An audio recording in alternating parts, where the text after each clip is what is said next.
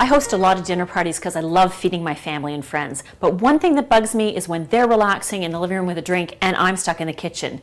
On today's show, I'm going to show you 3 make-ahead recipes that are easy, elegant, and sure to impress.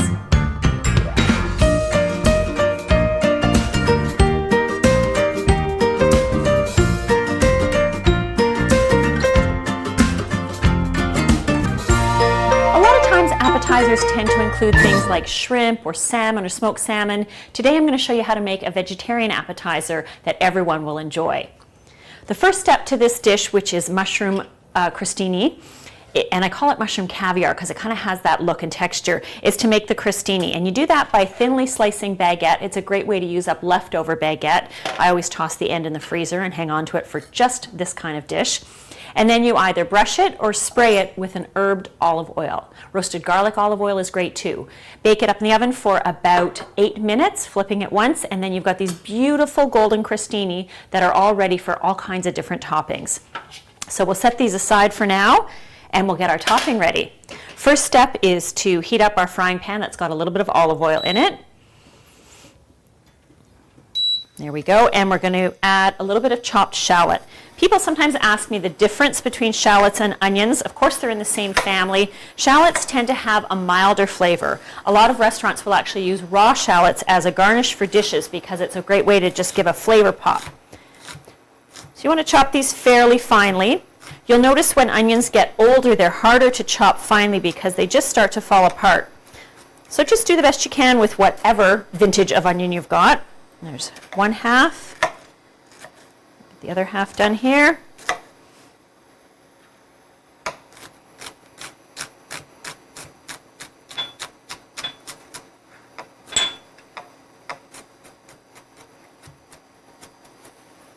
And if you're not sure if it's fine enough, you can go over it once with one more cross chop, just to be sure. There we go. So now we're going to add some butter to our skillet in addition to the olive oil. A great way to make sure that butter doesn't burn is to have it melt in a pool of olive oil. And that seems to insulate it a little bit, and it just keeps it from turning brown so quickly. We're going to add our onions. And then we'll start chopping the mushrooms. You can absolutely do these in a food processor if you like. It's really up to you. I just really enjoy working with a knife. I had the opportunity to tour a mushroom farm last year and I learned some amazing things. They're packed with vitamins, which I didn't really know, including vitamin D, which is a rarity in the vegetable world. And if you put raw mushrooms on a sunny windowsill, they'll actually absorb more vitamin D from the sunlight. So great winter vegetable option. I'm working with Cremini mushrooms today because I like the color, and I also find that, to my palate anyway, they have more flavor. Cremini they are baby portobello mushrooms, in case you were wondering. The yield on these plants is a little bit less than the white button mushrooms, so that's why they are a little bit more expensive in the store. I'm just going to stir up our shallots. Because this dish is going to cook for a few minutes, we really just need to soften the onions before we add more things to the dish. I'm just going to keep chopping.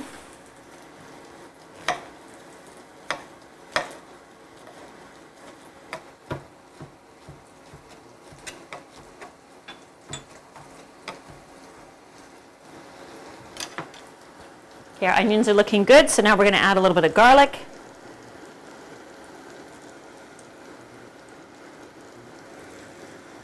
Give that a stir. And it's okay to add the mushrooms in batches. I'm going to add this first section that we've chopped. You really want them to cook down and soften.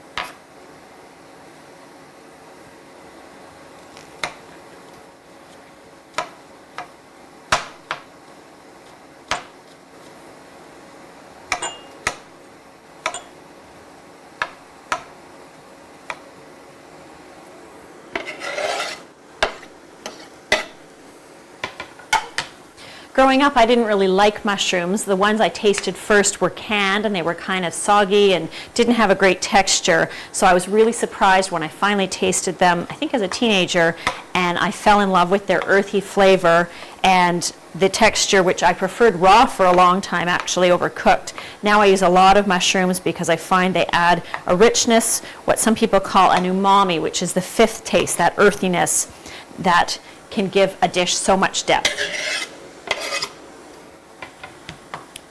For this recipe, it recommends, or I recommend using a full box, which is 8 ounces or 227 grams, because it does cook down so much.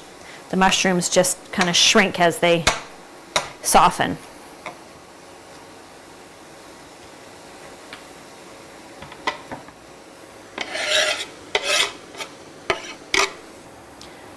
So the mushrooms are just about done giving up their moisture. You can see just a few trails in the pan of liquid. That's great. I'm going to give it one more shot of heat just to finish that process. It smells really great and earthy, and that's amazing when you think that all that's going on in the pan so far is mushrooms and garlic. But it's that beautiful umami, like I mentioned, that earthiness. So now we're going to add a little bit of white wine to the pan.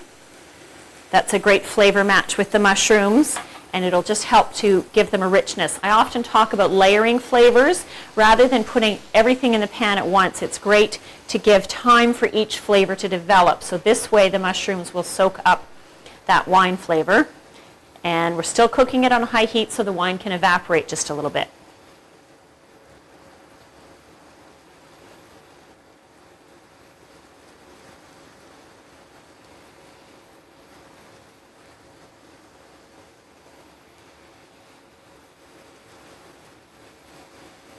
So the next ingredient that really makes this dish is finely chopped walnuts. And they have an earthiness as well, which makes them a good match for the mushrooms. Plus it gives a little bit more of a textural contrast to the mixture when you put it on top of the crostini. If you buy chopped walnuts, you'll need to give them another pass with a knife on a cutting board to make them just a little bit finer, because you don't want to get big pieces of walnut in the mixture.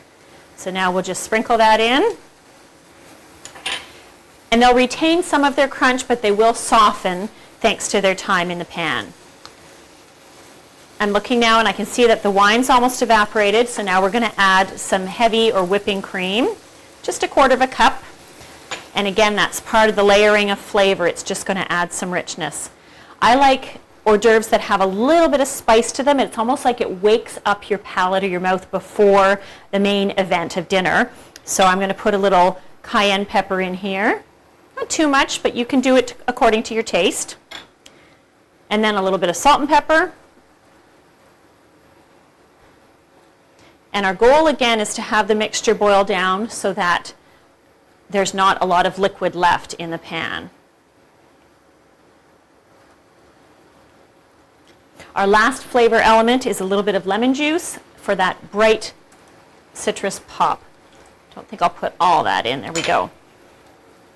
So it's really only a few ingredients. If you have your mushrooms chopped ahead of time, your walnuts ready, you can even cook this up right before you assemble the crostini if you prefer to do it that way. All right, just about ready. We're also going to have a couple of different topping options for the crostini. I really like using either Maldon salt or fleur de sel, just a pinch on top of each one. It might sound weird if you haven't tried it to bite into a flake or a crystal of salt, but it's one of those things, again, that perks up the palate. I've also got some fresh thyme leaves here, which I really like. You could use microgreens if you can get your hands on those. And then my last favorite new addition is balsamic pearls, and you can find these at specialty food stores, and it's using a molecular gastronomy technique to, as they call it, spherize balsamic. So you basically encase it in a little chemical, safe to eat chemical skin, and you end up with these beautiful little things that actually kind of look like caviar. And when you bite into the dish, you get this beautiful pop of balsamic flavor on top. So our mixture's looking pretty good now. So we're going to take our crostini, and like I said, we'll just assemble them over here. Some of my crostini have little holes because that's the way the bread was, so I'm trying to work around those.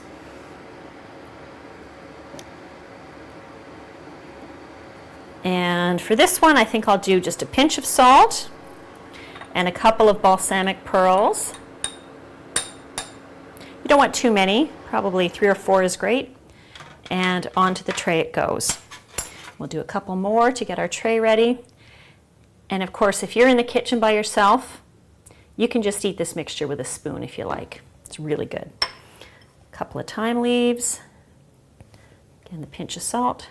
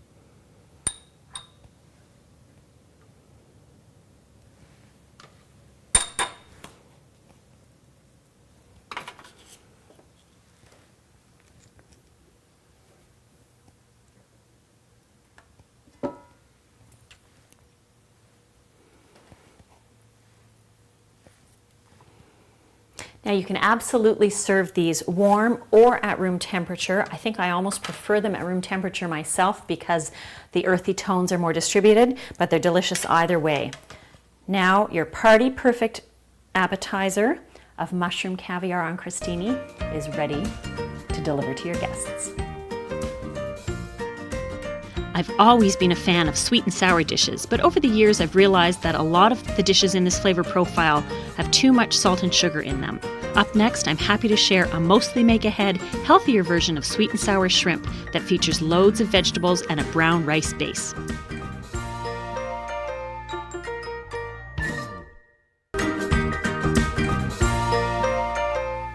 Lots of people tell me they don't prefer the flavor of raw onion, especially red onions. I've got the perfect solution.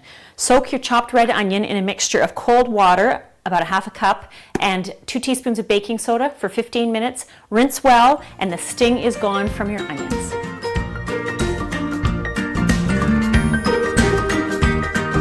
This sweet and sour shrimp dish is a real favorite of mine, and you can make it with chicken too. You could even use crispy fried tofu if you preferred. I'm going to start by talking about the brown rice that I use as the base.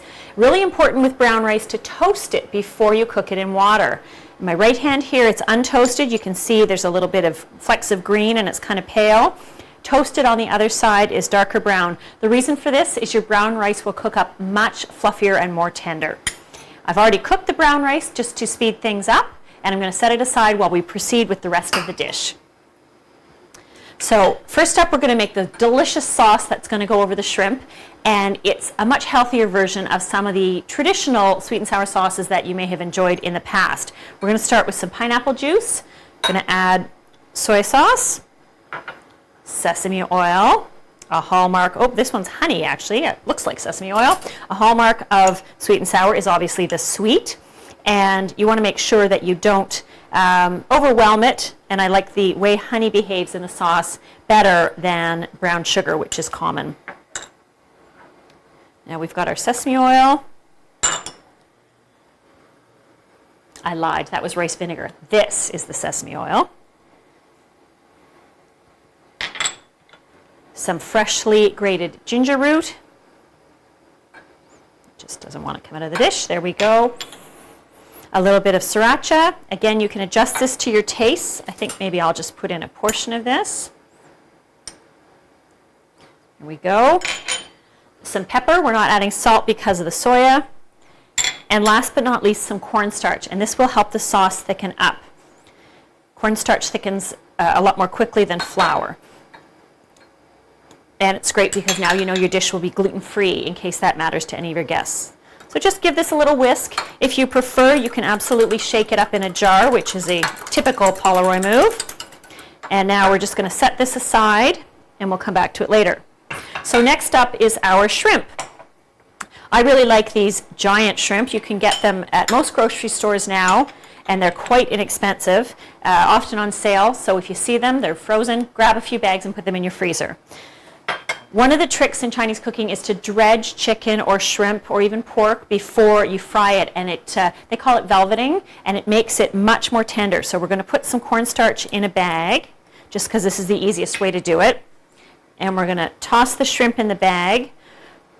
I have shelled these obviously, and I dried them off, but if they're a little moist on the bottom, we're just going to give them a quick pat. The drier they are, the crisper they'll cook up. And then you just twist your bag shut, give it a good shake, and almost all the cornstarch will be absorbed. Now we're going to add some oil. I like canola oil for this dish just because it's pretty neutral. And then you just want to add the shrimp one at a time. Give them a little shake to make sure any excess cornstarch comes off in the bag and gets left behind. And don't worry if they're not going in right on the oil. You can give the pan a little shake afterwards. If you've cooked shrimp before, you'll know that it cooks very, very quickly. So you do want to keep an eye on it and don't get distracted by another task while this is in process. There we go.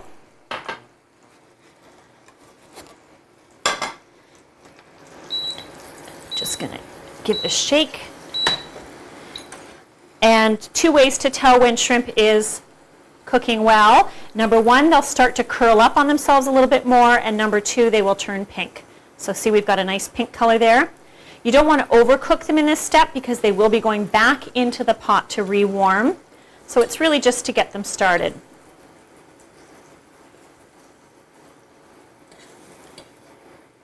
And we'll flip the last one, give it another little shake, get some more oil under them. And then we've got a clean plate to transfer them out. Be sure you don't put them back on whatever plate or bowl you used when they were raw.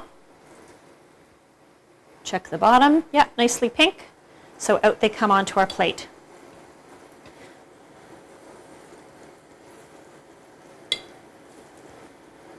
If you watch Chinese cooks, they'll use chopsticks for these kinds of maneuvers, and it's something I'd love to practice and get better at because it looks really impressive, and it's probably a more delicate touch too. So there's our shrimp. So now we're going to turn our attention to the vegetables. You can chop these ahead of time, even up to 24 hours ahead of time, and put them in the fridge. So I've got carrots, zucchini, and red peppers. Add a bit more oil to our pan. And I'm going to start by stir frying the carrots for a moment.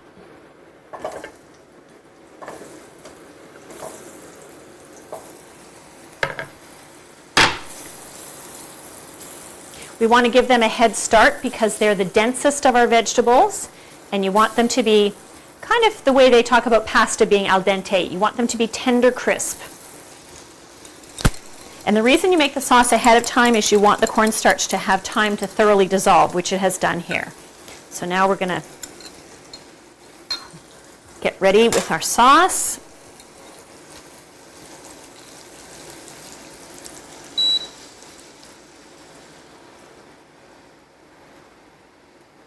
There we go, and it's bubbling away. In goes the pineapple with a little help.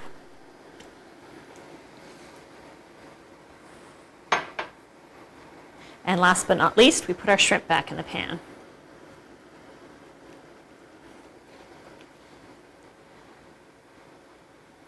We can tell the shrimp needs another minute or two to cook, so that's going to be our judge as to when the dish is done.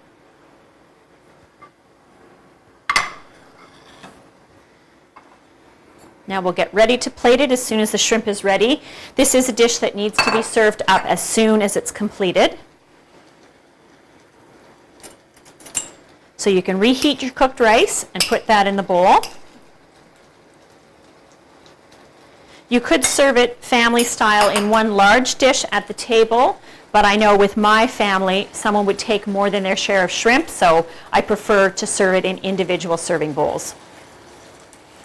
And I recommend a bowl rather than a plate so that it's easier to scoop up all the different elements.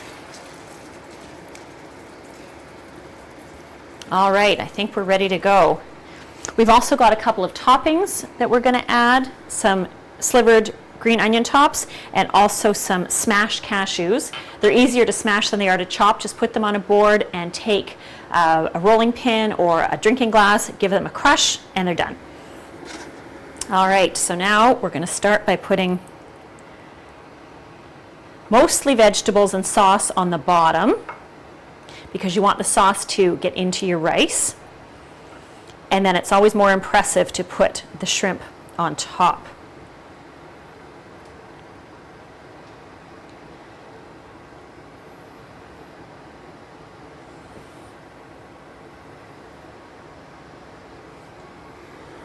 There we go. And then sprinkle your green onions. With toppings like this, it's best not to overdo it. Put the suggestion of it on top and then serve more on the side so people can add more if they wish. That way they can see what's underneath. If we covered it up with nuts and onions, then they wouldn't appreciate the beautiful large shrimp that you've selected for them. And there we are. Our better than takeout sweet and sour shrimp is ready to go. Coming up next, I'm going to show you a dessert that I think is the perfect marriage between fruit crisp and fruit pie, containing a crunchy oatmeal cookie topping over an assortment of gently sweetened cooked fresh or frozen fruit.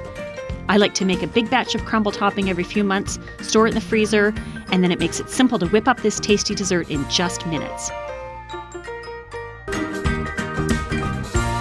What's a dinner party without dessert, right? Today, these fruit pies are going to blow your mind. So simple, and you might say, they're not a pie, they're a crumble, but they are a pie. And what makes them different is the fact that we're going to cook the fruit before we put the topping on, so the texture will be nice and gooey and sweet and delicious, just like a pie that bakes for a long time in the oven. So we're going to start with our fruit. We've got frozen blueberries and frozen raspberries. You can use any combination you want. Absolutely, you can use fresh fruit, but bags of frozen fruit are a great deal at the grocery store, and you can always have them on hand. So we're going to add them to our pot. And they just need about 5 minutes to cook down and soften. And it doesn't matter if they're all broken like these raspberries are, because they're just going to get even better. We'll get our burner on. And then to add to the fruit a little bit of sweetening and some thickening, especially with frozen fruit because it has residual moisture from the little ice crystals. So we've got some white sugar. We're going to add some cornstarch and a little bit of cinnamon for flavor. There's cinnamon in the topping too, and so that's all part of that layering idea where you're going to hit the same flavor notes as you bite the whole way through the dessert. We'll stir this up. And the reason for mixing the cornstarch with the sugar is that it helps it blend more evenly. You won't get lumps of cornstarch in your filling that way. The same principle applies if you wanted to add it to a savory sauce as well. All right, it's all mixed up, so we're going to just sprinkle this over the berries. There we go. And then we'll just keep an eye on this as the berries melt, thaw rather, and the mixture starts to bubble. So while that's cooking, we're going to work on our topping. And I recently learned that a fruit crisp topping always has oats, whereas a fruit crumble does not. I don't know if that's true, but I thought it was kind of interesting.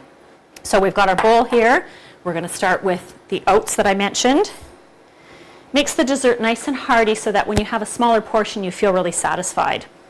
Next up, we're going to add oat flour, and we're using that instead of all-purpose flour or whole wheat flour because we want this dessert to be gluten-free. If you don't know the preferences of the people that you're inviting for dinner, it's a great option to cover your bases.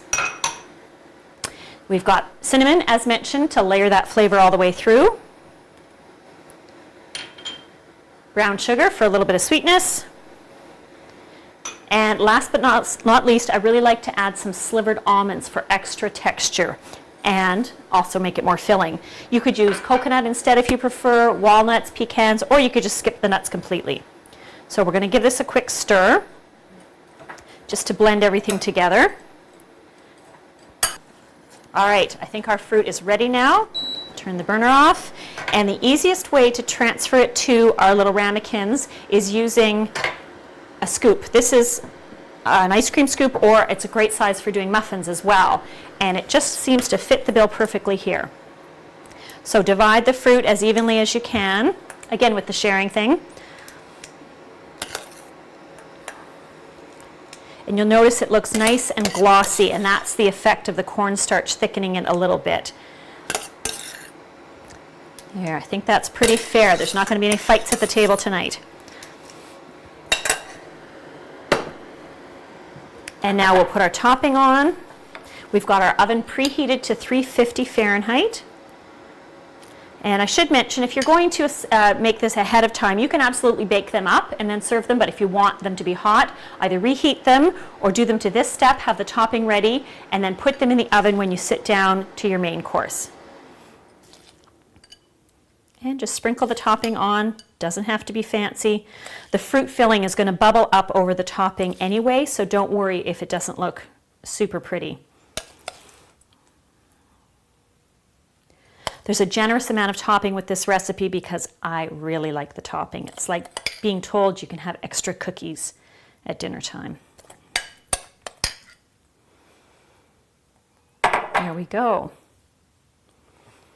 Okay, so those are going to go into our preheated oven, and then we'll take them out in about 20 to 25 minutes when the topping is nice and browned. All right, they're piping hot out of the oven, and oh my gosh, do these smell terrific. Here are our beautiful fruit crisp pies, and they're ready to be served up, maybe with a dollop of ice cream or whipped cream. Enjoy. If you've learned one thing today, I hope that it's that entertaining doesn't have to be exhausting. With this semi-make-ahead mushroom caviar on herbed crostini, beautiful, better than takeout sweet and sour shrimp, and these adorable, delicious little mini fruit pies, you've got a menu that will have you on the couch with a cocktail in your hand when your guests arrive.